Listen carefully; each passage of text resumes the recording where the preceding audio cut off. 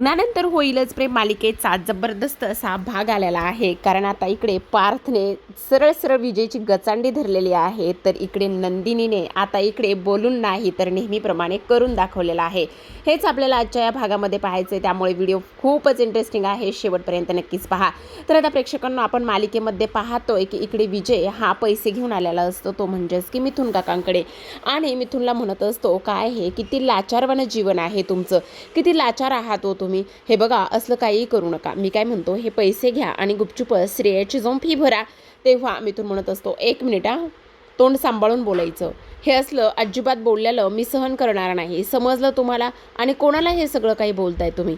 आणि तेव्हा तो म्हणत असतो अहो तुम्हालाच बोलतोय मी हे सगळं काही, तुमच्या लक्षात येतंय का, मला सांगा. बघा मी तुम्हाला म्हटलं होतं ना तुम्हाला कोणीही पैसे देणार नाही म्हणून, आणि शेवटी दिलेच नाही तुम्हाला कोणीही पैसे, तेच तर मी तुम्हाला सांगण्याचा प्रयत्न करतोय ना.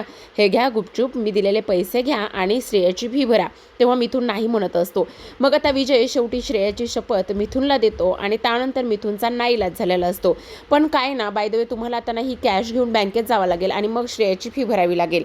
आणि तेव्हा मिथुन म्हणत असतो मी आता हे पैसे घेतोय खरा, पण एक गोष्ट मात्र नीट लक्षात ठेवा, काही जरी झालं ना तरीसुद्धा हे तुम्ही दिलेले सर्व पैसे मी तुम्हाला रिटर्न करणार आहे, मी एकही रुपये तुमचा इथे ठेवणार नाही आहे.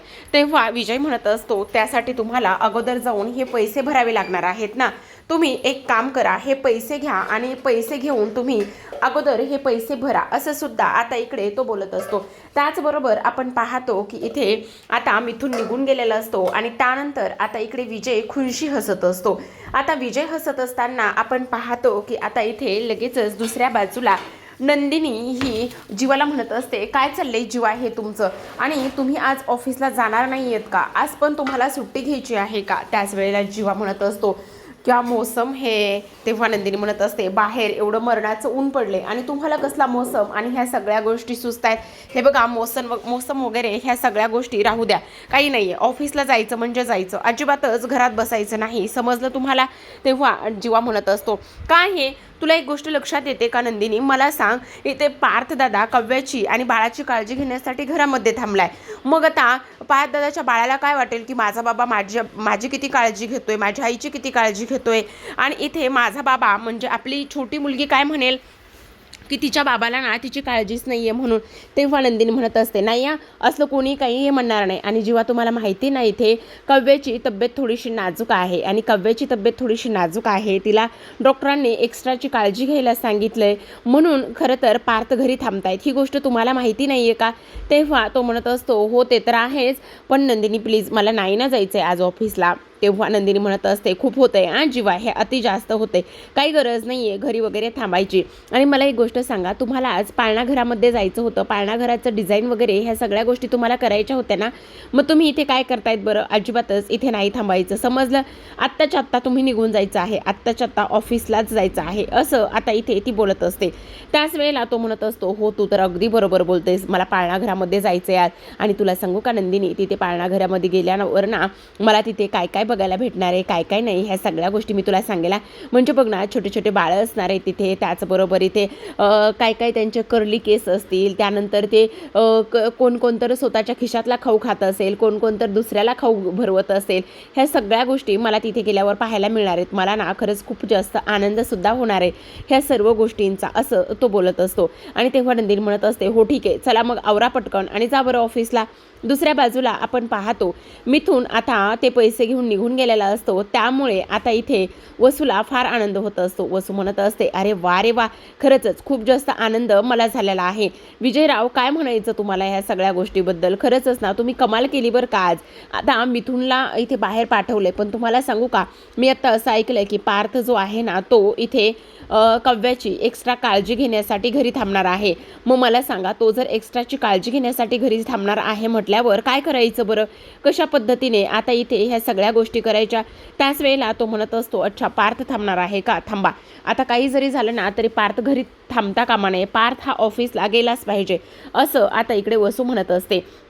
आणि तेव्हा तो म्हणतो की तुम्ही नका काळजी करू, पार्थ हा घरी नाही थांबणार. आता घरी नाही थांबणार ही गोष्ट बोलल्याबरोबर दुसऱ्या बाजूला पार्थ हा इथे एक डायरी घेऊन असतो, आणि तेव्हा तो म्हणत असतो कव्या तुम्ही ना अजिबात काळजी करू नका, आज ना मी मस्त तुमच्यासोबत एन्जॉय करणार आहे. काही जरी झालं ना तरी आज मी इथेच घरी राहणार आहे. मस्त तुमच्यासाठी दुपारचं जेवण आणि त्यानंतर आता एकत्रच मस्त सेलिब्रेशन करूया, एन्जॉय करूया आणि त्यानंतर सगळ्यात महत्त्वाची गोष्ट तुम्हाला सांगू का काव्या?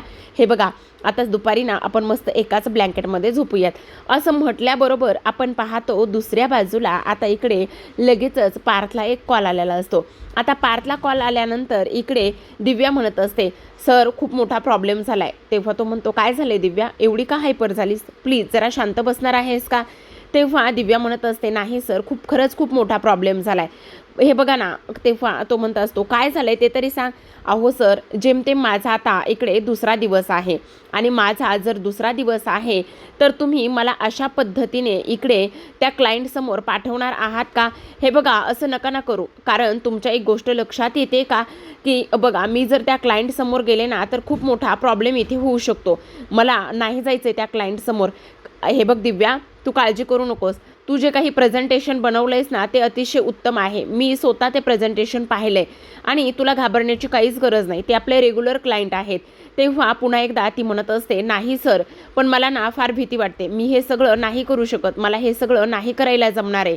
त्याच वेळेला आता हे सगळं काही बोलत असताना आपण पाहतो की इकडे ती खूप जास्त टेन्शनमध्ये असते आणि म्हणत असते, माझे ना पूर्ण हातपाय जे आहेत ना ते गारठलेले आहेत. मला कळत नाही मी नेमकं काय करावं आणि काय नाही ते. सर प्लीज तुम्ही मला असं नका हो त्या लोकांसमोर एकदमच देऊ. जरा मी जुनी झाली तर मग तुम्ही करू शकता.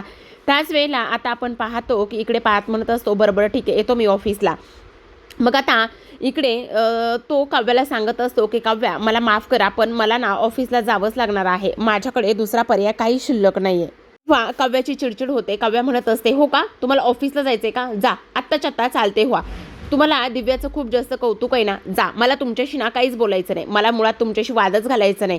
जा, निघा म्हणते ना. मग आता पार्थ तिच्याशी काहीच बोलत नाही आणि सरळ सरळ ऑफिसला निघून जातो. आता इकडे नंदिनीने जीवाला पाण्याची बॉटल वगैरे भरून दिलेली असते आणि तेव्हा ती म्हणत असते, हे घ्या जीवा, व्यवस्थित पाणी वगैरे भरपूर प्या. आता ह्या दोघांच्या भांडणाचे आवाज इथे नंदिनी आणि त्याचबरोबर जीवा ह्या दोघांना सुद्धा ऐकायला आलेले असतात आणि तेव्हा जीवा म्हणत असतो, बघितलं कशी भांडणं करतायत, बघितलंस का? आता त्याच वेळेला मी म्हणत होतो ह्यांचं पण नाही पटणार आहे. हो, काय बोलताय जीवा, जरा गप्प बसणार आहात का? कसं बोलताय आणि तुम्ही ह्या सगळ्या गोष्टी? तेव्हा जीवा म्हणत असतो, काय चुकीचं बोलतोय मी? काही एक चुकीचं बोलत नाही, अगदी बरोबर बोलतोय. तुझ्या लक्षात येते का? आता तेव्हा तिथे लगेचच पार्थ आलेला असतो आणि पार्थ म्हणत असतो, बघितलं, अचानकच मला ना दिव्याचा फोन आलेला आहे, त्यामुळे मला ऑफिसमध्ये जावंच लागणार आहे. मग आता जीवा म्हणत असतो, अरे वा वा वा, ऑफिसमध्ये बाहेरवाली और घर में काय चाललंय काय तुझं? हे सगळं काही बोलत असताना आता पार्थ म्हणत असतो, जीवा, फटके खाशीला तू माझे. हे बघ, असलं काही एक बोलायचं नाही, समजलं? आणि काय बोलतोस तू, हे तुझ्या लक्षात येतंय का? आता नंदिनी म्हणत असते, काय चाललंय जीवा तुमचं?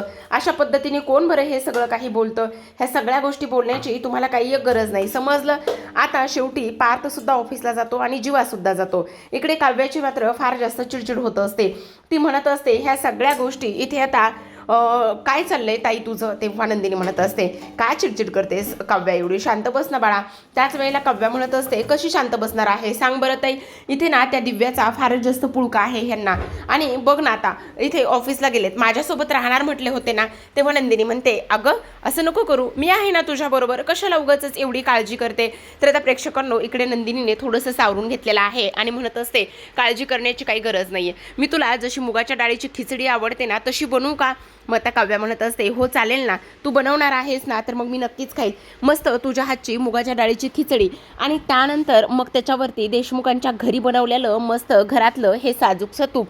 खरंच खूप जास्त मजा येणार आहे, असं सुद्धा आता इथे ती बोलत असते.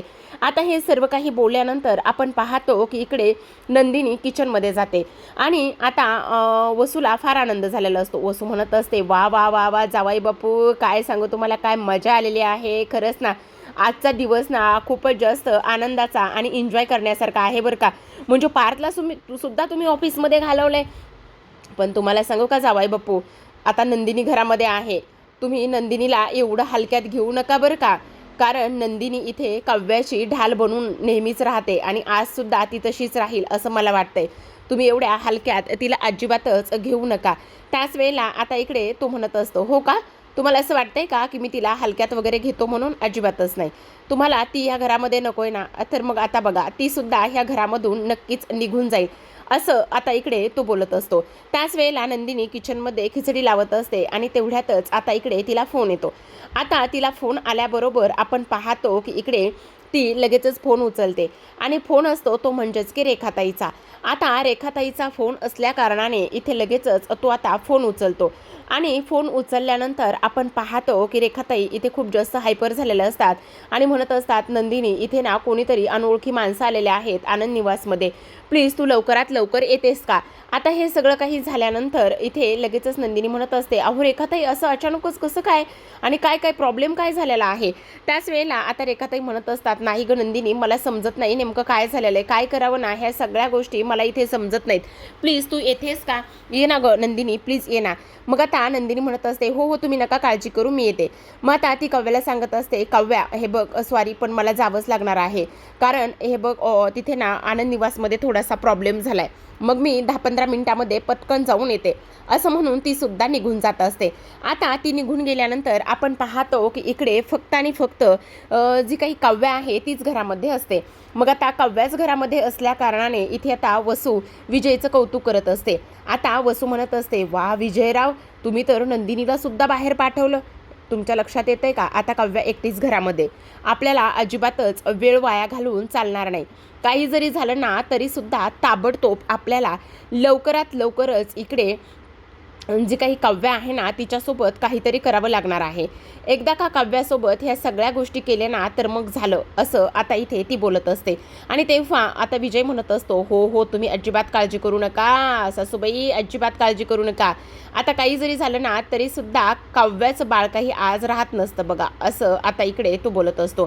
त्याच वेळेला आपण पाहतो हे सगळं काही होत असताना इकडे आता विजय आणि वसू हे दोघेही जण तिथे असलेल्या त्या लाईटच्या मीटरकडे जातात आणि तिथे गेल्यानंतर लगेच आता ते स्विच ऑफ करत असतात.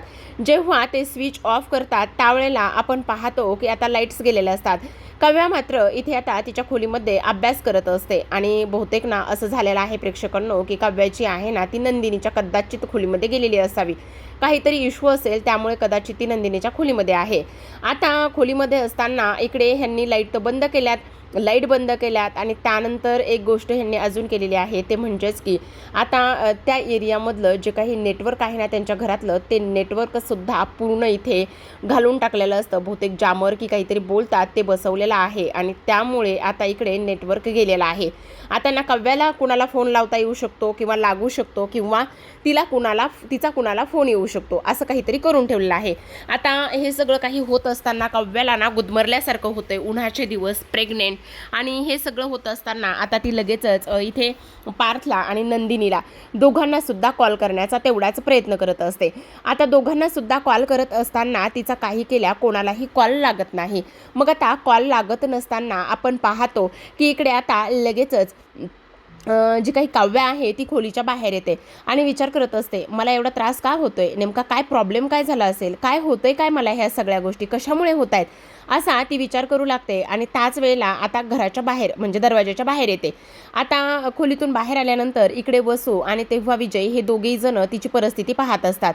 आता तिची परिस्थिती पाहत असताना आपण पाहतो की इकडे आता वसू म्हणत असते, अहो विजयराव ती आता बाहेर पडतीये, आता बाहेर पडल्यानंतर काहीतरी होऊ शकतं, थांबा तिला काही करून टाळावर थांबवावं लागणार आहे आपल्याला. पण आता विजय म्हणत असतो, सांभाळू सासूबाई तुम्ही एवढी कशाला काळजी करता, एवढी काळजी करण्याची तुम्हाला काही गरज नाही, तुम्ही जरा धीराने घ्या बरं, तुम्ही जरा दम धरा बरं, काही होणार नाही आहे, तुम्ही अजिबात काळजी करू नका. त्याच वेळेला आता आपण पाहतो कव्या ही जिन्याच्या म्हणजे त्या रूमच्या बाहेर आलेली असते आणि रूमच्या बाहेर आल्यानंतर आता इकडे तिला गुदमरल्यासारखं होतं म्हणून चेहऱ्यावरती थोडंसं पाणी मारत असते. आता चेहऱ्यावरून पाणी मारल्यानंतर इकडे लगेचच खाली थोडंसं पाणी सांडत असतं आणि खालीसुद्धा थोडंसं पाणी सांडल्यानंतर आपण पाहतो की आता इकडे कव्याच्या हातून जी काही पाण्याची बॉटल आहे ना ती बॉटल खाली पडत असते. आता बॉटल खाली पडल्यानंतर इकडे कव्या जी आहे ना ती पायरीवरून एक एक पाय खाली उतरवण्याचा प्रयत्न करते. आता पार्थ हा कव्याला कॉल करत असतो पण तिचा काही कॉल लागत नाही म्हणून तो धावतच आता घरी आलेला असतो. आता जेव्हा पार्थ इथे घरी येतो त्यावेळेस मात्र इथे पाहतो तर काय दरवाजा लॉक असतो. मग आता तो विचार करत असतो, दरवाजा नेमका कसा काय लॉक, नेमका काय प्रॉब्लेम झाला आहे, असा इकडे आता तो विचार करत असतो. आणि ह्या सगळ्या गोष्टींचा विचार केल्यानंतर आपण पाहतो पार्थ आवाज देत असतो, कव्या कव्या काय करताय, कव्या प्लीज दरवाजा उघडा, कव्या कव्या दरवाजा उघडा. आणि इकडे कव्या आवाज देत असते, पार्थ तुम्ही कुठे आहात, पार्थ तुम्ही कुठे आहात, प्लीज या ना लवकर, प्लीज पार्थ या ना, मला वाचवा ना, मला कसं तरी होतंय. एक हात पोटाला असतो तर इकडे दुसऱ्या हाताने जिना उतरत उतरत कव्या खाली उतरत असते. पण शेवटी काय होतं तर इकडे पार्थला दरवाजा उघडत नाही. शेवटी पार्थ इकडे सगळी ताकद लावतो आणि धावतच आता दरवाजा तोडून इथे आतमध्ये येतो. हातामध्ये असलेली लॅपटॉपची पिशवी बॅगसुद्धा फेकून देतो आणि जिन्यातून पडणाऱ्या कव्याला मात्र तो पडण्यापासून वाचवतो. कव्या म्हणत असतो, एक हात तिच्या पोटावर देतो आणि दुसऱ्या हाताने तिला पडण्यापासून वाचवतो. आता शेवटी कव्या जी आहे ती पडण्यापासून वाचलेली असते आणि कव्या पडण्यापासून वाचवल्यानंतर इकडे वसू आणि त्याचबरोबर विजय ह्या दोघांचाही प्लॅन पूर्णतः फ्लॉप झालेला असतो. आता ह्या दोघांचाही प्लॅन पूर्णतः फ्लॉप झाल्यानंतर इकडे पार्थने कव्याला हातावरती उचलून घेतलेलं असतं आणि म्हणत असतो, कव्या तुम्ही ठीक आहेत ना, कव्या तुम्ही ठीक आहेत ना. आता विजय म्हणत असतो, छे एवढा सगळा काही प्लॅन केला, एवढ्या सगळ्या गोष्टी काही करून सुद्धा शेवटी काहीही हाताला लागलं नाही.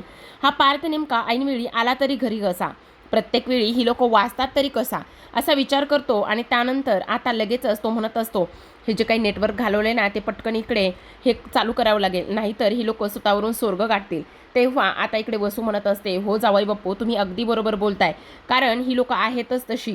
आता ती लोक म्हणत असतात, पटकन मी इकडे लाईट ऑन करतो, तुम्ही एक काम करा, पटकन गाडीची चावी घेऊन या, म्हणजे आपण सुद्धा घरात थांबायला नको, आपण सुद्धा बाहेर जायला हवं. असं म्हणून ती लोक बाहेर निघून जातात. इकडे कव्याला आता शुद्ध येते आणि ती समोर पार्थला पाहते आणि विचारत असते, पार्थ काय झाले, तुम्ही असे अचानकच कधी आलात. तेव्हा तो म्हणत असतो, कव्या तुम्हाला काय झालं आहे, तुम्ही ठीक आहात ना, आणि त्याचबरोबर तुम्हाला काय होत होतं, कव्या तुम्ही जिन्यावरून पडणार होतात. तेव्हा कव्या म्हणत असते, पार्थ काळजी करू नका, मी ठीक आहे, मला काही नाही झालं, पण खरं सांगा काय काय झालेलं आहे. आणि मी तुम्हाला फोन करण्याचा प्रयत्न करत होतो. तेव्हा कव्या म्हणते, अचानकच लाईट वगैरे गेल्या होत्या आणि त्यामुळे मला गुदमरल्यासारखं झालं, मला समजलंच नाही की मला नेमकं काय होतंय ते. तर आता इकडे आपण पाहतो मानिनी जेव्हा गुरुजींकडून येते तेव्हा मात्र इथे आता ती रडायला लागलेली असते. जीवा तिला शांत करण्याचा पूर्ण प्रयत्न करत असतो, म्हणत असतो, अगं आई काय करतेस, प्लीज जरा शांत बस ना, नको एवढा त्रागा करून घेऊ. तेव्हा मानिनी म्हणत असते, बघितलं ह्या सगळ्या गोष्टी होत आहेत ना म्हणून मी तुम्हाला सांगत असते, म्हणून एक्स्ट्राची काळजी करायला सांगत असते, म्हणून मी इथे नेहमीच म्हणत होते की कव्याच्या बरोबरच तुम्ही थांबा, पण तुम्हाला कव्याच्या बरोबर थांबायचंच नव्हतं. तुम्ही असे का बरं वागलेला आहात, काय ह्या सगळ्या गोष्टी तुमच्यामुळे झालेल्या आहेत आणि काय हे मला वाटतच होतं असंच काहीतरी होणार म्हणून मला हे सगळे स्वप्न पडतायत.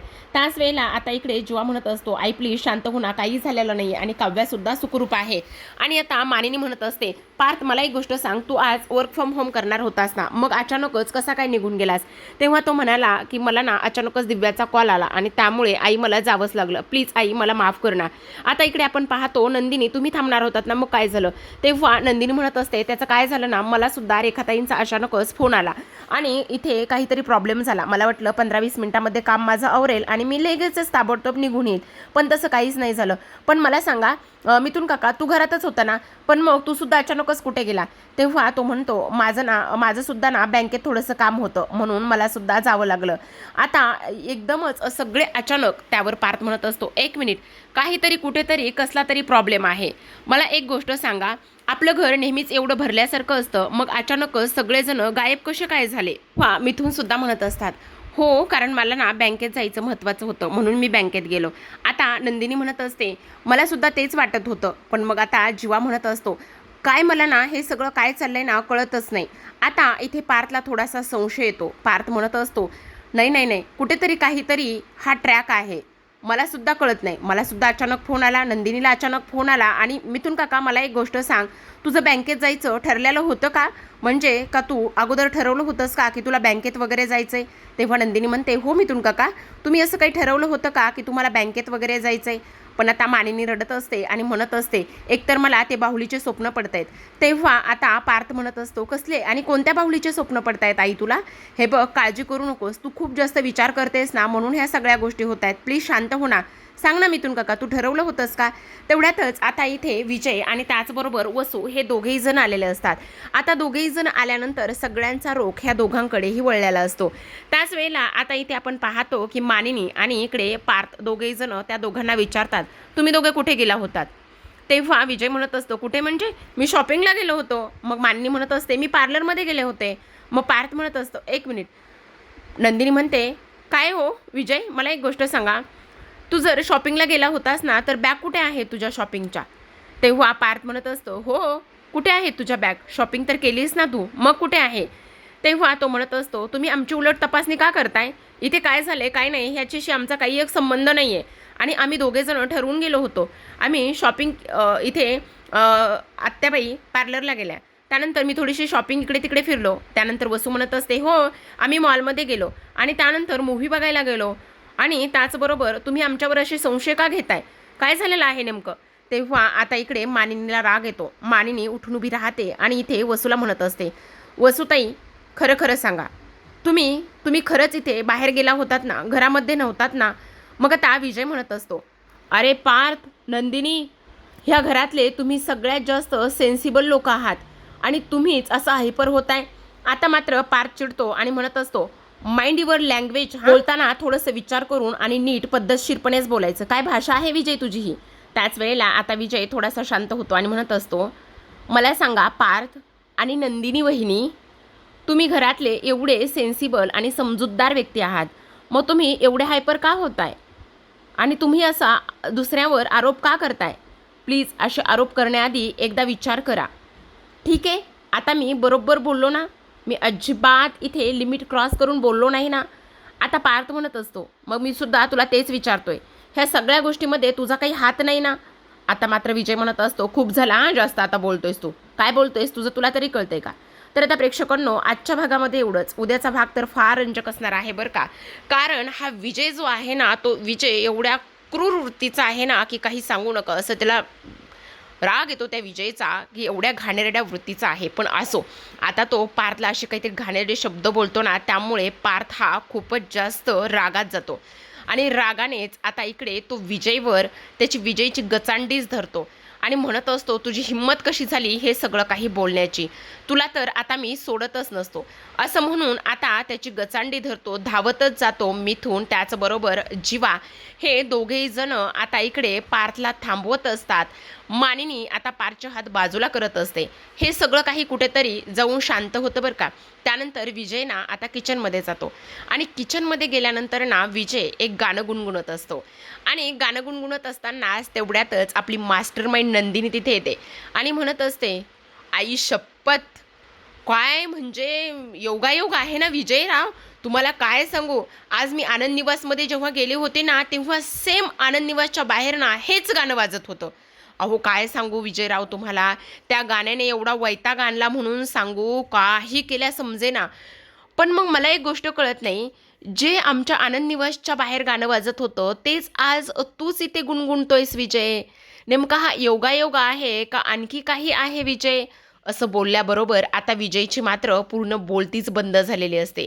तो म्हणत असतो, म्हणजे नेमकं तुला काय म्हणायचं, तुम्हाला काय म्हणायचं आहे नंदिनी वहिनी? तेव्हा नंदिनी म्हणत असते, नाही नाही, म्हणजे बघ ना, मी अचानकच आनंद निवासमध्ये गेले, त्याच्यानंतर तिथे थोडासा ड्रामा झाला आणि आनंद निवासच्या बाहेर सेम तू आत्ता बोलतोयस ना तेच गाणं वाजत होतं. म्हणजे हा योगायोग असेल तर ठीक आहे, पण योगायोगाच्या पलीकडे जर काही असेल ना, तर विजय हे खूपच जास्त खतरनाक होऊ शकतं बरं का. असं बोलल्याबरोबर आता इकडे नंदिनी मात्र विजयला चांगलंच धारेवर धरत असते आणि विजयची पूर्णतः बोलती बंद केलेली असते. तर आता प्रेक्षकांनो, अशाच नवनवीन मालिकांचे अपडेट्स त्याचबरोबर रिव्ह्यू जाणून घ्यायचे असतील, पाहायचे असतील तर नक्की चॅनलला सबस्क्राईब करा आणि पाहत राहा लग्नानंतर होईलच प्रेम.